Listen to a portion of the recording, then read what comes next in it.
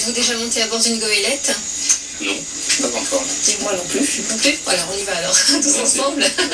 C'est un reportage d'Aline Populo. Il s'agit de la goélette La Marie des Îles.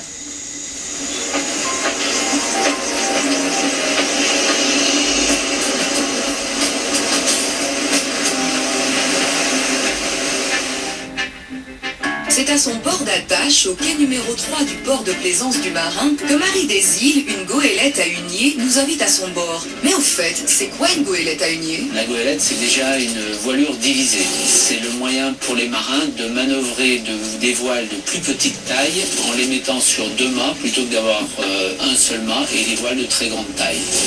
Et à hunier, parce qu'en fait, il y a une voile carrée, et cette voile carrée permet, lorsque le vent souffle de l'arrière du bateau, d'avoir plus de surface à exposer et donc de faire en sorte que le bateau marche bien. Comme vous vous en doutez, la goélette ne date pas d'hier.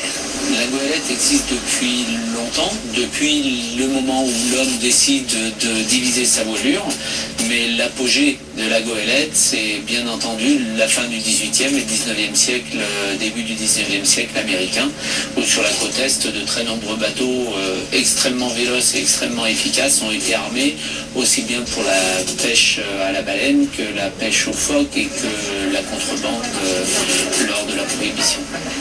Autant, j'appelle.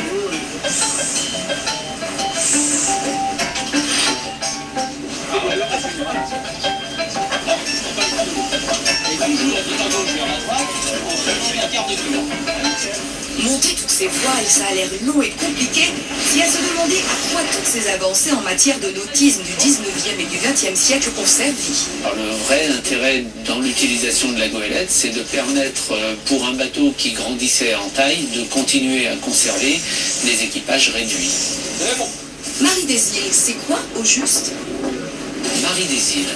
Alors déjà, Marie des Îles, c'est un nom qu'on a donné à ce bateau en référence aussi bien aux histoires des pirates qu'aux histoires plus proches des grandes aventures des îles d'une manière générale. Et Marie des Îles, c'est une goélette que l'on a récupérée dans un état un petit peu fatigué, c'est un euphémisme. Entre 2005 et 2006, 2 ans au chantier multicap de Fort-de-France ont permis de redonner à la belle goélette son allure de jeune fille.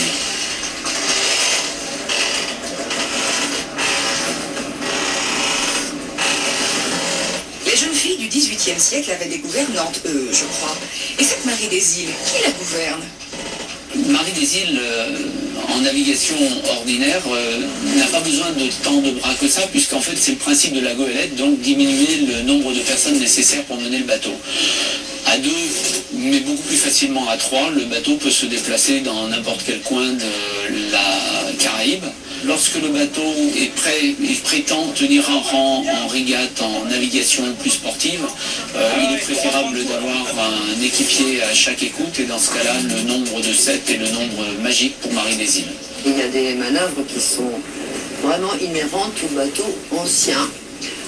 Il y a par exemple une chose particulière, c'est qu'on a tous les jeux de cordage, drisse-écoute qui sont exactement identiques. Il ne faut pas se tromper. Marie des Îles a une double vocation. Naviguer en toute élégance dans les eaux caribéennes et participer à des régates d'un autre genre. Marie des Îles a participé à Saint-Pierre 2007, mais aussi à différentes manifestations, dont la dernière à la Classic Week d'Antigua. C'est le type de bateau qui convient parfaitement pour la Classic Week d'Antigua, où participent des bateaux, soit des bateaux vraiment anciens, ou alors des répliques de bateaux anciens, ou alors de bateaux complètement refaits. Sur ces goélettes-là, on a 9 voiles à établir, donc c'est tout à fait une autre sorte de régate que des régates de bateaux modernes. Et non seulement elle possède plus de voiles que les autres, mais en plus, Marie des Îles sait se faire remarquer. La distinction cette année à la Classic Week d'Antigua a été un prix d'élégance que nous avons reçu avec plaisir, un second prix d'élégance, au milieu de tous les très grands et très beaux bateaux. Je pense que c'est le souci d'avoir un bateau et un équipage harmonieux qui nous a valu ce prix. En tout cas, on en a été très fiers. Et même si nous n'avons pas dépassé la pointe Dunkerque, Marie des Îles nous a transportés pendant quelques heures dans son univers au charme authentique et romantique.